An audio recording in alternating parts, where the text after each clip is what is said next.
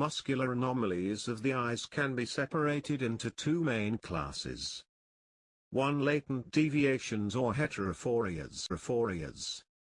2. Manifest deviations or heterotropias.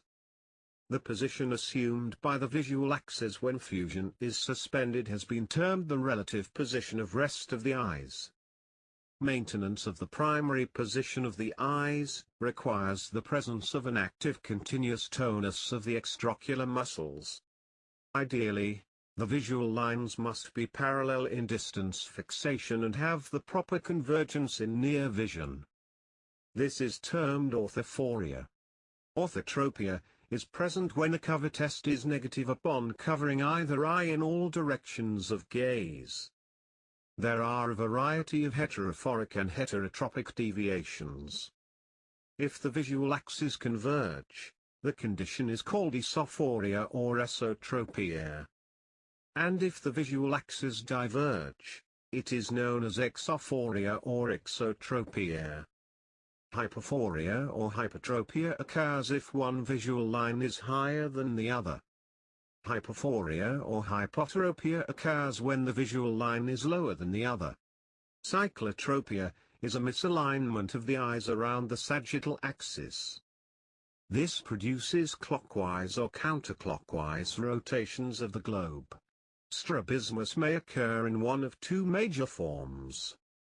1. Uncomitant Strabismus, where the deviation is the same in all directions of gaze. 2. Incomitant Strabismus, where the deviation varies in different directions of gaze.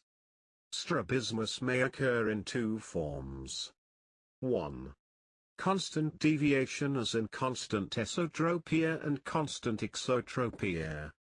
2. Intermittent deviation as in intermittent esotropia and intermittent exotropia. Esotropia may occur in two forms. 1. Accommodative esotropia. 2. Non-accommodative esotropia.